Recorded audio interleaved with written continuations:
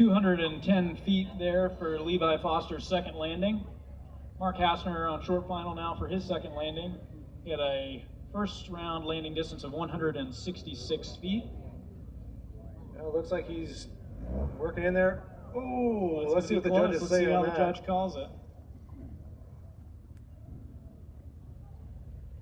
Looks like they're going to call it a scratch. Ooh, that's a tough call, but yeah.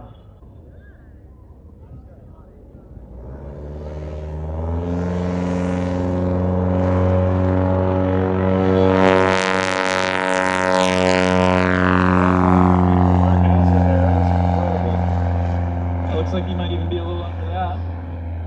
He knows this is the last time he's going to get to put a good score up, and he's really working it in here. Oh, that looked good.